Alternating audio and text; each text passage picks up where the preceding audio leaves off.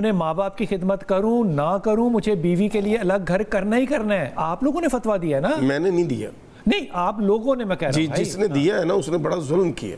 اور جس طرح انٹرو میں آپ نے کہا تو ہم تو جب ماں کو دیکھتے ہیں قرآن کریم کے تناظر میں یا احادیث نبویہ صلی اللہ تعالیٰ علیہ وسلم یا تاریخ کے تناظر میں, تو ہمیں تو ماں نظر آتی ہے وہ جو اولاد کے لیے تڑپ رہی ہے. حضرت مریم علیہ السلام کی والدہ اولاد نہیں ہے, اللہ سے دعائیں مانگتی ہیں کہ اللہ مجھے اولاد دے دے.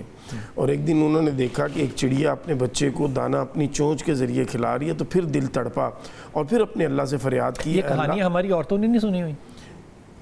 سب جانتے ہیں کتب صاحب, they know everything, but unfortunately جب ریونج آتا ہے تو پھر they forget everything. اثر اس لیے نہیں ہوا بلال بھائی کہ ہمارے ہاں تربیت کا نظام رخصت ہوئے بھی اب ایک عرصہ ہو گیا. یہ کس نے کرنی تھی تربیت؟ تربیت ظاہر ہے ماں باپ نے کرنی تھی پہلے نمبر پہ, اور دوسرے نمبر پہ ہم نے کرنی تھی, تیسرے نمبر پہ اساتذہ نے کرنی تھی, اداروں نے کرنی تھی, چوتھے نمبر پہ میڈیا نے کرنی تھی. لیکن ہر جگہ سے اس کا فقدان ہمیں نظر آ رہا ہے. سب سے پہلے تو وہ ماں کی گود جو پہلی درسگاہ ہے, تو اس خاتون نے منت مانی اللہ کی بارگاہ میں, اللہ مجھے اولاد دے, میں تیرے گھر کے لیے وقف کر دوں گی, میں کوئی اپنا کام نہیں لوں گی اس سے, لیکن کم از کم میری گود میں کھیلے تو صحیح.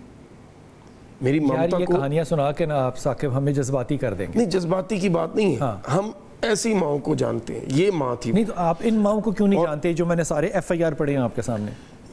یہ ہماری بدقسمتی ہے کہ معاشرہ گراوٹ کا شکار ہو کے یہاں تک آ جا پہنچا ہے کہ وہ ماں جس نے جنت کا راستہ دکھانا تھا, اس میں مولوی کیا کریں, آپ مولویوں کو وہ اپنی اولاد کو جہنم کی طرف دھکیل رہی ہے. ہاں یہ ویسے فاطمہ نے بڑی اچھی بات ہے, کو کیوں کہہ رہے ہیں خاندانی نظام کی تباہی.